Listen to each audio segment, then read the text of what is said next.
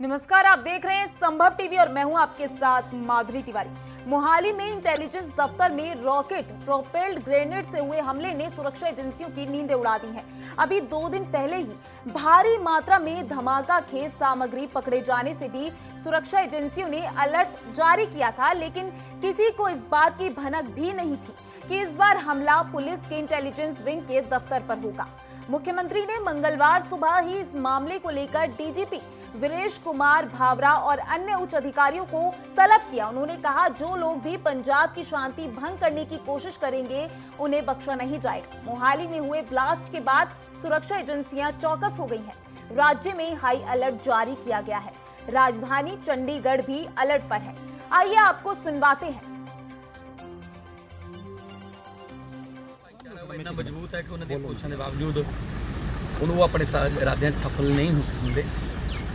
कल रात जो मोहाली के घटना हुई, मैं डीजीपी साहब ने सारे इंटैलीजेंस के अफसर ने मीटिंग ली है और सारा डिटेल जी है निकल रही है और ठीक है। गिरफ्तारियां कुछ हो भी गई, कुछ हो जाएंगे तो जड़ों तक पहुँच जाएंगे। तो मैं ही बार बार कहना चाहता हूँ जरिए कि जिन्हें भी पंजाब का माहौल खराब करने की कोशिश की थी वो बख्शा नहीं जाऊगा, सख्त तो सख्त सज़ा मिलूगी। उन्होंने कई पीढ़ियां याद रखणगियां कि असी पंजाब जिहड़ा हसदा वसदा पंजाब है उन्होंने तोड़ने की कोशिश की थी तो सख्त तो सख्त सज़ा मिलूगी। तो अज शाम तक काफ़ी कुछ क्लीयर हो जाएगा। तो इंटैलीजेंसी के अफसर और पुलिस के अफसर जिहड़े ने वो इस गल ते लगे हुए। हमले के बाद सेक्टर 77 एरिया सील कर दिया गया। मोहाली की एंट्री एग्जिट पॉइंट पर नाकाबंदी की गई। आईबी, एनआईए, रॉ, एसपीजी की विशेष टीमें जांच के लिए मोहाली पहुंच गई हैं। हेडक्वार्टर के पास बनी 4 इमारतों में भी रात भर सर्च अभियान चला। हमले में खुफिया विभाग के सीसीटीवी भी डैमेज हुए हैं।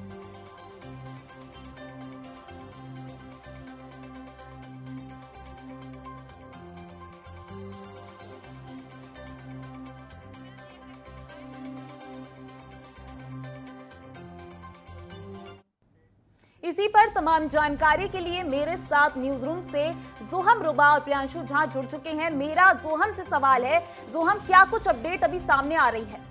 देखिए माधुरी, राज्य में हाई अलर्ट जारी कर दिया गया है, वहीं राजधानी चंडीगढ़ में भी अलर्ट जारी किया गया है। हमले के बाद जो सेक्टर 77 का एरिया है उसको पूरी तरह से सील कर दिया गया और मोहाली के एंटी एग्जिट पॉइंट पर भी नाकाबंदी की गई है। वहीं आईबी और एनआईए, रॉ की भी विशेष टीमें जांच के लिए पहुंच गई। मोहाली और हेडक्वार्टर्स के पास बनी 4 इमारतों में भी रात भर सर्च अभियान चलाया गया। वहीं हमले में खुफिया विभाग के सीसीटीवी कैमरे भी डैमेज हुए हैं। वहीं मोहाली विस्फोट मामले में भी जांच प्रारंभ सामने आई है। वहीं विस्फोट करने वाले कई इंटेलिजेंस दफ्तर की रैकी भी की जा रही थी, पुलिस ने यह भी बताया था। और साथ ही सुहाना रोड पर इंटेलिजेंस दफ्तर में आने वाली जगह को भी खंगाला जा रहा है। वहां पर एक सफ़ेद रंग की गाड़ी, स्विफ्ट डिज़ायर कार दिखी थी, उसकी जांच के लिए भी पंजाब सरकार ने वहां की जो फर्नीचर हाउस है उसके सीसीटीवी कैमरों को भी खंगाला है। तो लगातार जो है सीसीटीवी कैमरों के आधार पर सर्च अभियान चलाया जा रहा है। जो भी आरोपी निकलकर सामने आ रहे हैं उनकी कई गिरफ्तारियां भी की गई हैं और राज्य में भी हाई अलर्ट जारी कर दिया गया। वहीं राजधानी चंडीगढ़ में भी अलर्ट जारी कर दिया गया। जी माधुरी, मेरा प्रियांशु से सवाल है। प्रियांशु, खुफिया एजेंसी एक हाई प्रोफाइल एरिया है, हमलावर इतना विस्फोटक लेकर पहुंचे कैसे?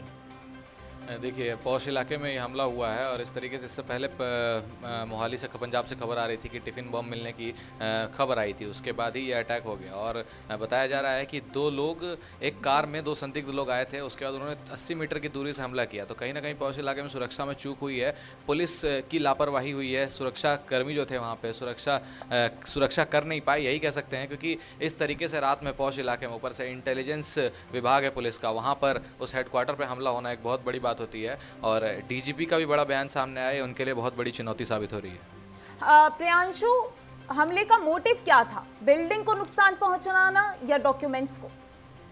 देखिए, हमले का मोटिव क्या था ये हम अनुमान नहीं लगा सकते हैं। हमला किसके थ्रू किया गया इसका भी खुलासा नहीं किया गया, इसकी भी पुष्टि नहीं हुई है। तो हमले का क्या मोटिव था ये नहीं कह सकते हैं। हालांकि भगवंत मान जी का बड़ा बयान सामने आया है, केजरीवाल जी ने भी कहा है और वो विपक्ष पर निशाना साध रहे हैं कि ये सरकार को बदनाम करने की साजिश है। और भगवंत मान ने यह भी कहा है कि जिन्होंने भी हमला किया है, जिसके तहत किया है, जिस कारण से किया है, उसका पता लगाने के बाद उसे बख्शा नहीं जाएगा। जोहम, मेरा आपसे सवाल है कि कई नेताओं के बयान भी सामने आए हैं इस पर।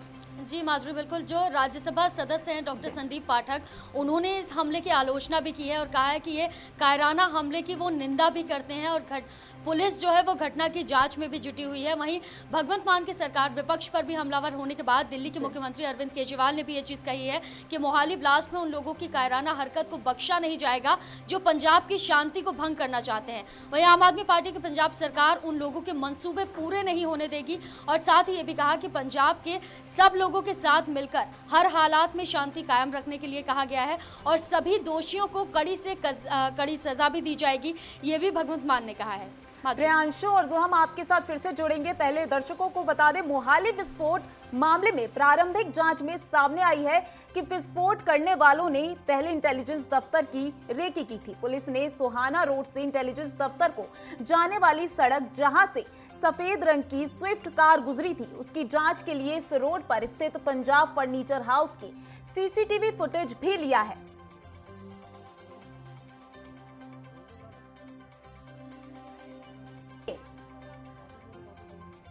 आइए आपको बताते हैं ग्राफिक्स के जरिए मोहाली में आरपीजी से हमला कैसे हुआ। खुफिया विभाग की इमारत, यहीं पर हुआ है हमला। इमारत में एंट्री के पास दुकान, दूरी करीब 50 मीटर है। इमारत के पास रिहायशी इलाका, दूरी 200 मीटर की है। इमारत के सामने पार्किंग भी थी। करीब 50 मीटर की दूरी पर ही हमला हुआ है। इमारत के सामने खाली मैदान, दूरी बताई जा रही है 50 मीटर।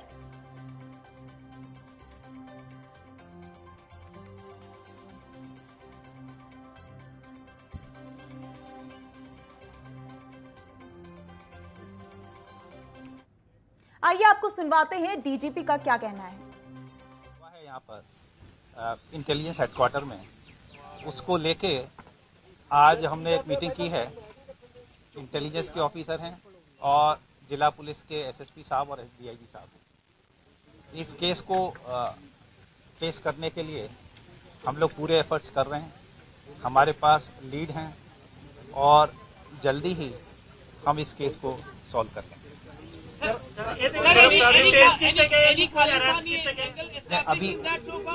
अभी इन्वेस्टिगेशन चल रहा है, जब भी होगा आपको बता दिया जाएगा। लेकिन पहले टेरर अटैक क्यों नहीं कहा गया, बाद में क्यों कह रहे हैं टेरर अटैक है, क्या थोड़ा एक्सप्लेन कर दीजिए। देखिए, इसमें जैसा भी अटैक निकलेगा आपको बता देंगे।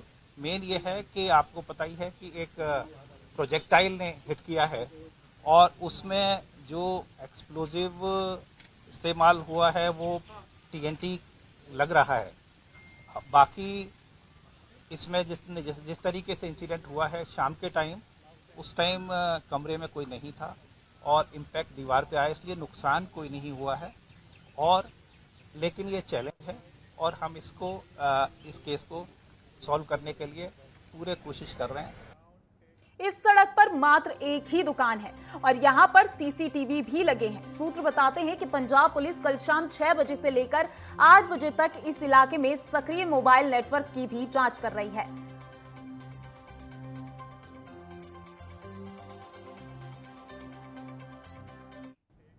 आइए आपको दिखाते हैं कि नेताओं ने ट्वीट्स किए हैं। उधर भगवंत मान सरकार पर विपक्ष के हमलावर होने के बाद दिल्ली के मुख्यमंत्री अरविंद केजरीवाल ने कहा है कि मोहाली ब्लास्ट उन लोगों की कायराना हरकत है जो पंजाब की शांति भंग करना चाहते हैं। आम आदमी पार्टी की पंजाब सरकार उन लोगों के मंसूबे पूरे नहीं होने देगी। पंजाब के सब लोगों के साथ मिलकर हर हालत में शांति कायम रखी जाएगी और दोषियों को कड़ी से कड़ी सजा दी जाएगी। वहीं संदीप पाठक का कहना है कि इस हमले की आलोचना की है। उन्होंने कहा है कि कायराना हमले की वे निंदा करते हैं। घटना की पुलिस जांच कर रही है और किसी को भी बख्शा नहीं जाएगा। वहीं राज्यसभा सदस्य राघव चड्ढा ने भी ट्वीट करते हुए कहा है कि मोहाली में विस्फोट उन शक्तियों द्वारा कार्यरता पूर्ण कार्य है जो राज्य की मेहनत से अर्जित शांति को बाधित करना चाहते हैं। पंजाब सरकार इसमें शामिल लोगों को नहीं बख्शेगी और कड़ी से कड़ी कार्रवाई की जाएगी। वहीं दिल्ली के मुख्यमंत्री ने भी मोहाली ब्लास्ट उन लोगों की कायराना हरकत है जो पंजाब की शांति भंग करना चाहते हैं। आम आदमी पार्टी की पंजाब सरकार उन लोगों के मंसूबे पूरे नहीं होने देगी। और हमारे साथ बने हुए हैं जोहम रुबा न्यूज रूम से और प्रियांशु झा, मेरा आपसे सवाल है कि पंजाब में कई खालिस्तानी गतिविधियां देखी गई थी। इस हमले को खालिस्तानी गतिविधियों से जोड़ा जा सकता है? देखिए, खालिस्तानी गतिविधियों से तो जोड़ा नहीं जा सकता, हालांकि किसी भी चीज़ का अंदाज़ा नहीं लगाया जा सकता है, लेकिन जो चीज़ें सामने आ रही है, जो हथियार, जो ग्रेनेड यूज़ किया गया है, आरपीजी जो यूज़ किया गया है, वो रूस से संबंध बताया जा रहा है कि रूस में जब 2016 में हमले हुए थे, उस हमले के बाद वही सेम ग्रेनेड यहाँ पर भी यूज़ किया गया है। तो लोग अंदाज़ा लगा रहे हैं कि रूस से ये ग्रेनेड मंगाया गया है और रूस का ताल्लुक बता रहे हैं। आपको ये भी बता दें कि ड्रोन की खबरें भी आ रही थी कि बाहरी देशों से ड्रोन भी हमारे देश में काफ़ी दिनों तक ड्रोन की खबरें आई कि ड्रोन पकड़े जा रहे हैं। तो लोग अनुमान ये भी लगा रहे हैं कि ड्रोन से ये ग्रेनेड आ सकता है, आशंका ये जताई जा रही है। हालांकि जब हमले के बाद एनआईए की टीम इस मामले की पूरी जांच में जुटी है। जोहम, मैं आपसे पूछना चाहूंगी कि शाम को एक संदिग्ध कार भी दिखी थी। देखिए, शाम को एक संदिग्ध कार दिखी थी, जिसके बाद सीसीटीवी कैमरों के आधार पर, उसके फुटेज के आधार पर सारे सबूतों को इकट्ठा किया गया, कई लोगों की गिरफ्तारी भी की गई। वहीं सियासत भी इस पर गरमाने लगी है और एक दूसरे पर पलटवार भी पार्टियां कर रही हैं। भगवंत मान ने विपक्ष पर हमला होने के बाद ही दिल्ली के मुख्यमंत्री अरविंद केजरीवाल ने यह कहा है कि मोहाली ब्लास्ट में उन लोगों को बिल्कुल भी बख्शा नहीं जाएगा जो पंजाब की शांति भंग करना चाहते हैं। इसी पर सभी के ट्वीट्स निकलकर सामने आ रहे हैं, सभी एक दूसरे पर पलटवार कर रहे हैं, जिसमें राज्यसभा सदस्य हैं संदीप पाठक, उन्होंने भी इस हमले की आलोचना की है। वहीं राज्यसभा सदस्य हैं राघव चड्ढा, उन्होंने भी ट्वीट करते हुए कहा है कि मोहाली में जो विस्फोट हुआ है उसमें जो भी दोषी पाए जाते हैं उनको बख्शा नहीं जाएगा, क्योंकि ये सभी पंजाब का माहौल खराब करने की कोशिश कर रहे हैं और कड़ी से कड़ी सजा इन लोगों को दी जाएगी। वहीं मुख्यमंत्री ने भी ये चीज़ कही है कि ये हरकत बहुत ही घटिया हरकत है, क्योंकि वहाँ पर ब्लास्ट होना, दीवार से टकरा गया, इसकी वजह से ज़्यादा नुकसान नहीं हुआ, लेकिन सीसीटीवी फुटेज के आधार पर सबूत निकाले जा रहे हैं, जो आरोपी हैं उनकी गिरफ्तारी भी की जा रही है। वहीं पंजाब सरकार की तरफ से भी पूरे प्रयास किए जा रहे हैं कि जल्द से जल्द इस गुत्थी को सुलझाया जाए। प्रियांशु, मेरा आपसे सवाल है कि हमले में जो भी हमला किया गया है उसमें रॉकेट प्रोपेल्ड ग्रेनेड इस्तेमाल किया गया है, जो कि आतंकवाद इस्तेमाल करते हैं, इसलिए ही इस्तेमाल किया गया है क्योंकि पंजाब की पाकिस्तान से सीमा मिलती है। क्या यह आतंकवादी हमला है? देखिए, हमारा काम है जनता को सजग करना, जनता को बताना, तो हम ये नहीं कह सकते हैं डायरेक्टली कि आतंकवादी हमला होता तो हो सकता है लगातार ताबड़तोड़ हमले किए जाते हैं, सिर्फ एक ग्रेनेड नहीं फेंका जाता। हो सकता है ये पॉलिटिकल एस्पेक्ट हो या कोई राजनीति हो किसी पार्टी को बदनाम करने का, जैसा कि भगवंत मान जी ने कहा है, केजरीवाल जी ने कहा है कि आम आदमी पार्टी को बदनाम करने की साजिश है, ये चाहते हैं सरकार को बदनाम कर दे। और कई जगह से ये चीज़ें भी सामने आई है कि लोग ये भी कह रहे हैं कि आतंकवाद की शुरुआत पंजाब में हो चुकी है जब से आम आदमी पार्टी की सरकार बनी है। तो हम जनता को ये नहीं बता सकते हैं कि ये आतंकवादी हमला है। देखिए, कुछ भी हो सकता है।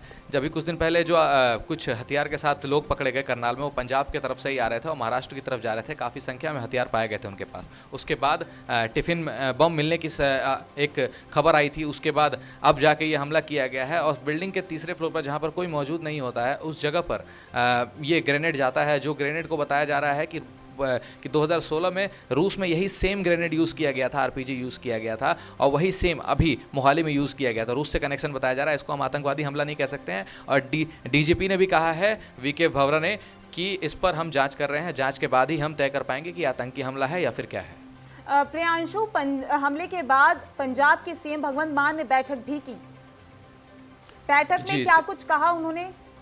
देखिए, सीएम भगवंत मान ने बैठक में यही कहा है, यही बातें सामने आ रही है बार बार कि जो भी इन चीज़ों में इन्वॉल्व है, जिस वजह से ये हुआ है, या सुरक्षा की चूक है या जो भी चीज़ है, उस पर किसी को नहीं बख्शा जाएगा। जो इस चीज़ को लेकर काफ़ी लोग दायरे में आ रहे हैं, इस चीज़ के घेरे में आ रहे हैं कि किस वजह से आखिर ये लोग आए। जैसे कि आपका एक सबसे पहला सवाल था मेरे से, आपने बोला था कि पौष इलाके में इस तरीके से लोग कैसे आ गए। तो सवाल ये भी उठता है कि पौष इलाका में लोग एक कार लेकर, हथियार लेकर ऊपर से हमला करके चले जाते हैं और 2 संदिग्ध लोग, और वहाँ पर कोई सुरक्षा जाँच नहीं होती है, कोई सिक्योरिटी नहीं होती है। तो इन्हीं सब को लेकर बैठक हुई है और सरकार इसकी जांच में जुटी है। एनआईए की टीम तुरंत रवाना हो गई थी मोहाली के लिए जब ये हमला हुआ। उसके बाद एनआईए की टीम ने भी ये बड़ा खुलासा करते हुए कहा है कि हो सकता है ये आतंकी हमला हो और नहीं भी हो सकता है। और उसके बाद उन्होंने ये भी कहा है कि ड्रोन की खबरें आ रही थी कि बाहरी देशों से ड्रोन हमारे देश में आ रहे थे, तो ड्रोन से ये ग्रेनेड लाया गया है, कुछ भी हो सकता है। इस पर सरकार बातचीत कर रही है, कोई चीज़ें सामने नहीं आ रही, किसी चीज़ की पुष्टि नहीं हुई है अभी।